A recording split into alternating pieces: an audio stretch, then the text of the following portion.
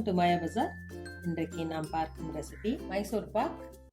மெஷர்மெண்ட்டுக்கு ஒரு கப் எடுத்திருக்கேன். இந்த கப்பில் ஒரு கப்பு கடலை மாவு நல்லா சலிச்சு வச்சுருக்கேன். மிஷினில் கொடுத்து அரைச்சா நமக்கு பியூராக இருக்கும். அதே கப்பில் 2 கப்பு சர்க்கரை எடுத்திருக்கேன். 2 கப்பு நெய் எடுத்திருக்கேன். கடாயில் சர்க்கரை போட்டிருக்கேன். 1.5 கப்பு தண்ணி ஊற்றிருக்கேன். சர்க்கரை மூழ்கிடுச்சு, கொதிக்கிட்டோம். இடையில 2 தடவை கிளறி விடணும். ஒரு ஸ்ட்ரிங் அப்போதான் வந்துருச்சு. மாவு போட்டுடலாம். கொஞ்சம் கொஞ்சமாக போட்டு கட்டி இல்லாமல் கிளறணும்.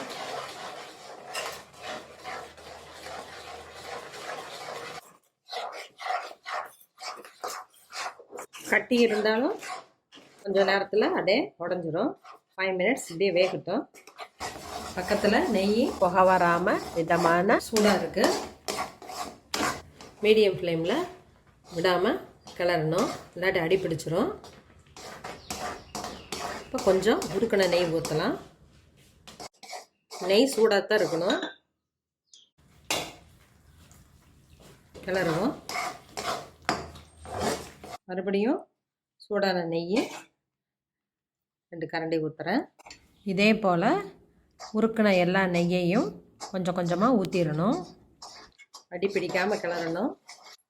இப்போ கொஞ்சம் நிறையா வருது. கலர் மாறிடுச்சு, நல்லா பொங்கி வந்துருச்சு. ஸ்டவ் ஆஃப் பண்ணிடலாம். நெய் தடவை ட்ரேயில் எடுத்து ஊற்றிடலாம். இதை சமப்படுத்தினா சாஃப்டாக கிடைக்கும். இப்படியே விட்டுட்டு கட் பண்ணணும்னா நமக்கு உள்ள பரப்பரையாக இருக்கும். மென்று சாப்பிட்றதுக்கு நல்லாயிருக்கும். நான் தட்டில் அப்படியே வச்சுருக்கேன். பீசஸ் போட்டாச்சு.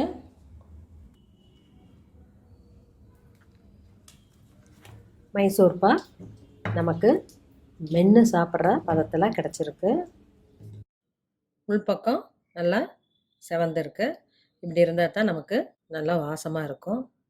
மைசூர் பாக் ரெடி ஆயிடுச்சு. இது எல்லாத்துக்கும் பிடித்தமான ஸ்வீட்டு. குழந்தைங்க விரும்பி சாப்பிடுவாங்க. செஞ்சு பாருங்கள், சாப்பிட்டு பாருங்கள். தேங்க்யூ.